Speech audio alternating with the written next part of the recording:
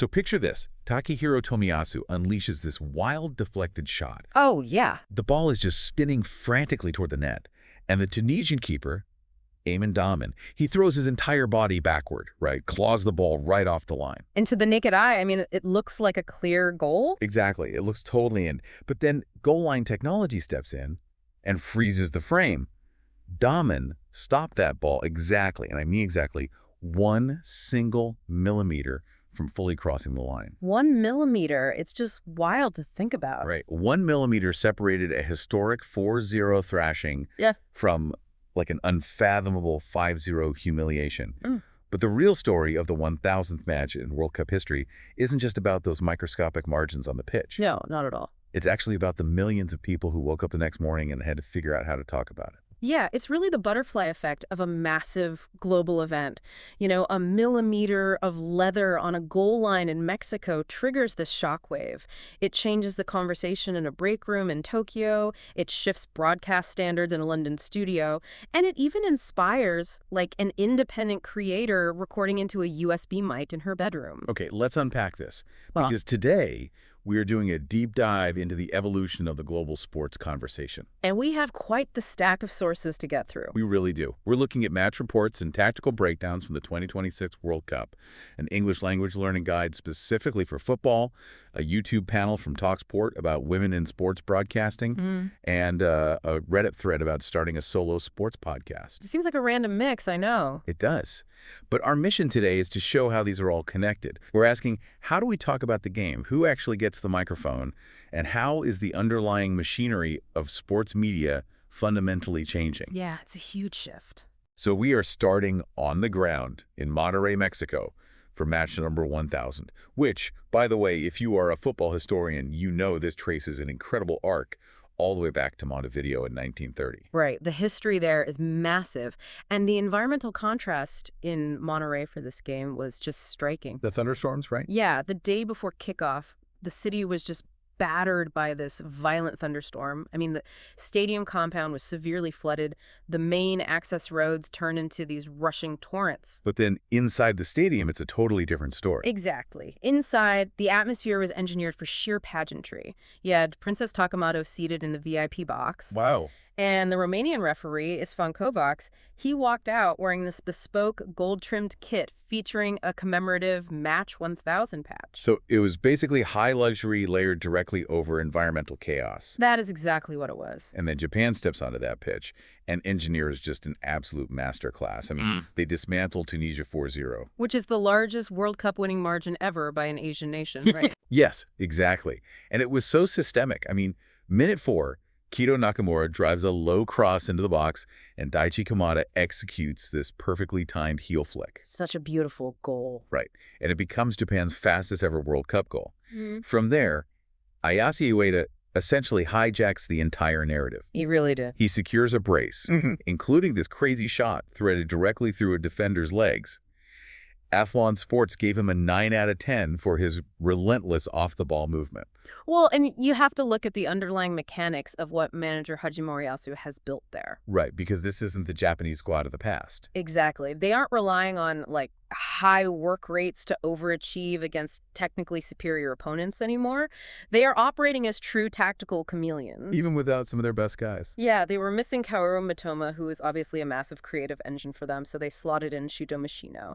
And they still commanded 60% possession. 60%? Yeah, they dictated the tempo entirely through Wataru Endo. He operated as a defensive pivot, which basically allowed their attacking line to constantly pull Tunisia's shape apart. Well, see, I want to push back on the idea of Japan's sheer perfection here, because we really have to talk about what was happening on the other side of the pitch. The Tunisian side. Right. Tunisia came into this match in absolute freefall. I mean, Sabri Lamucci gets sacked following a 5-1 collapse against Sweden. A total disaster. And then Hervé Renard is parachuted in just 3 days before this match. 3 days. Oh, it's wild. And the imagery of Renard on the touchline during this game is just haunting. He's standing there in his trademark white shirt, staring at an iPad screen, just watching his defensive shape completely dissolve in real time. Yeah, and Renard openly admitted in the post-match that the defensive organization was practically non-existent. I mean, they were punished within 4 minutes because the players didn't intuitively understand their spatial responsibilities. Right, but I mean, I understand 3 days is nothing in terms of international management. But let's look at the actual mechanics of defending. Okay. Setting up a low block, parking the bus, whatever you want to call it, that is fundamentally about discipline and geometry, right? It's not complex attacking fluidity. Sure. It's like being hired to fly an airplane that is already in a nosedive, or, trying to fix a watch. If the gears are broken, you just close the casing and protect the mechanism.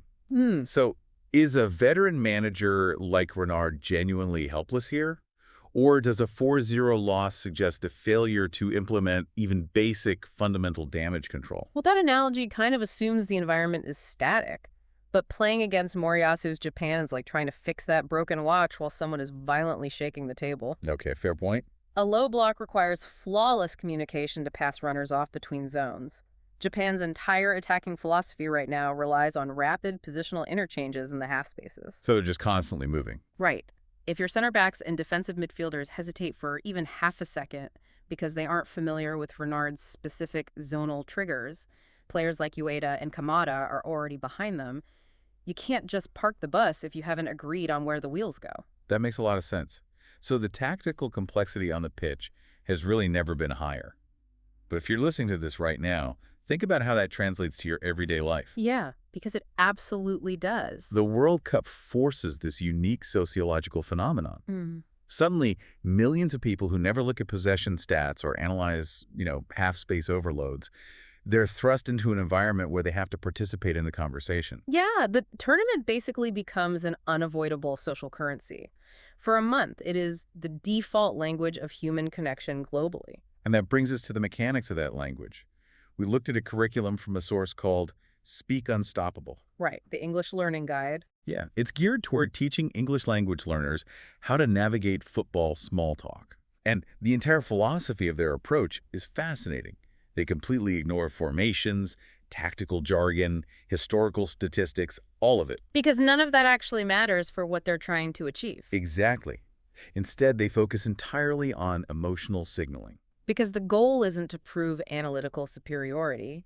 The goal is to demonstrate tribal alignment and emotional investment. The curriculum makes this stark distinction between the verbs watching and supporting. Like, if you say, I am watching France, you're an observer. You are clinically detached. Yeah, you're just looking at a screen. But if you say, I am supporting France, you are indicating vulnerability.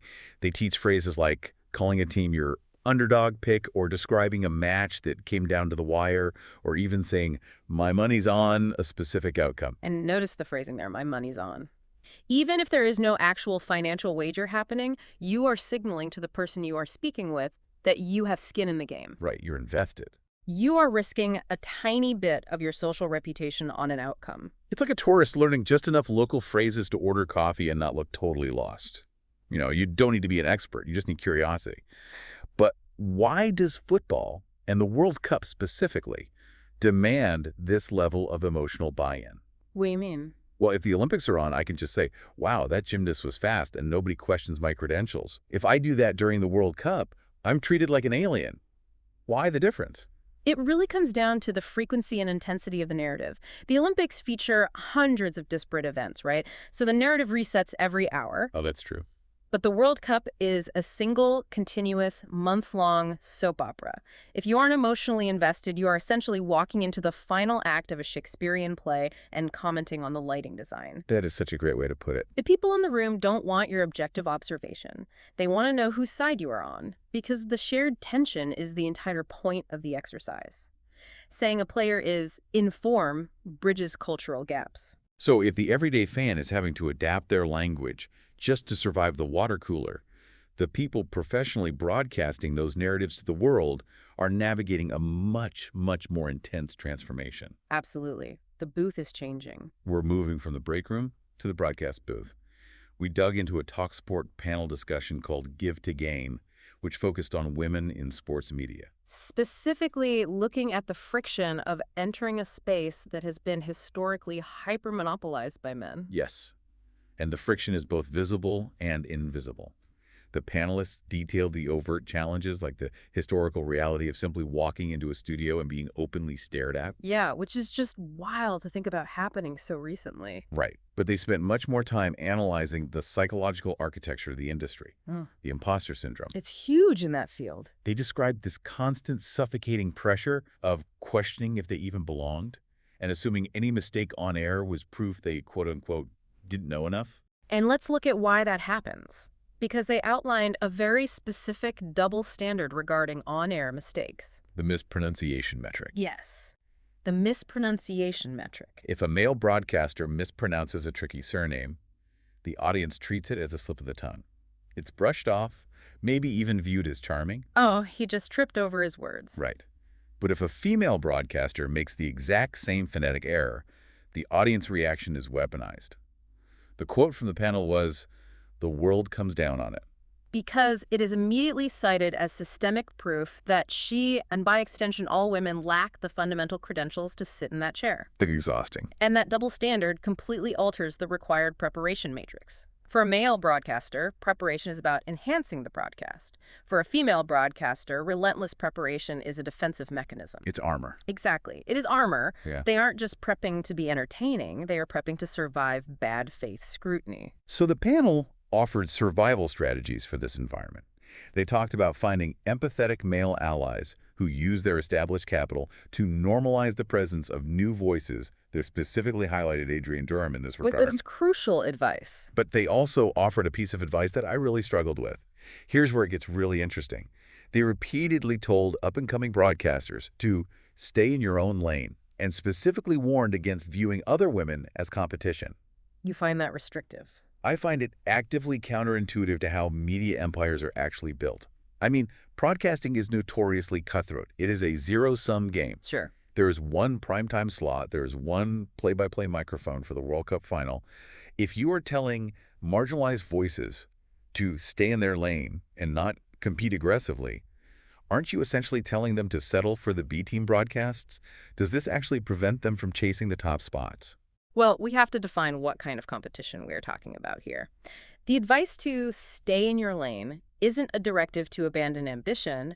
It's a warning against falling into the trap of artificial scarcity. Okay, unpack that a little. Historically, networks might have decided there was only one seat available for a woman on a panel. In that engineered environment, the immediate psychological response is to view every other woman in the building as an existential threat to your livelihood. Ah, like a crabs in a bucket mentality. Precisely. If you spend your energy trying to elbow a female peer out of that single designated seat, you are validating the premise that there should only be one seat to begin with. Wow. Okay, I see that. Staying in your lane in this context means refusing to play that specific toxic game.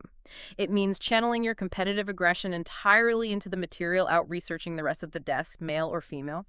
You compete against the standard of the broadcast, not against the demographic profile of your coworker. You attack the work, not the person next to you. That makes total sense. And what's fascinating is that this advice, focusing obsessively on the quality of your own output, maps perfectly onto the final piece of our puzzle today. The independent creators. Yes, because you no longer need permission from a network executive to build a broadcast booth. The gatekeepers are gone. The democratization of sports media, the barrier to entry is literally just an internet connection and a microphone. We analyzed a Reddit thread from a female sports writer in a major metro area. She's laying out a blueprint to launch a solo sports podcast. And her thesis is a total rejection of the mainstream model. How so? Well, she explicitly states she has zero interest in doing shock jock hot takes. She doesn't want to yell about the refereeing in the 1000th World Cup match. Instead, she wants to record 10 to 20-minute hyper-focused episodes. Interesting. She's talking about doing deep dives, highlighting forgotten, obscure local athletes, or even pivoting entirely to review a sports movie once a week. It's an incredibly shrewd understanding of modern attention economics. Because the major networks, they are locked in a volume game. They have to fill 24 hours of programming, which necessitates manufactured outrage and repetitive debates just to sustain momentum. And the fans are getting fatigued by the yelling heads. I mean, if you listen to modern sports radio, it often sounds like an argument you're trapped in, rather than a conversation you actually want to join. Exactly. What this independent creator is doing is akin to a bespoke tailor competing against fast fashion. She isn't trying to clothe the entire world. She is trying to make something that fits a very specific group of people perfectly. Yeah, like an artisanal coffee shop competing with a massive global coffee chain. Right. And the feedback she received from the Reddit community beautifully mirrors the professional advice from the TalkSport panel. The community advice was incredibly tactical. They didn't tell her to chase viral moments. They told her to lock in her audio fidelity, be ruthlessly consistent with her publishing schedule, and build an SEO website ecosystem where her written articles and her audio feed into each other. It's infrastructure building. And if we connect this to the bigger picture, that infrastructure supports authenticity.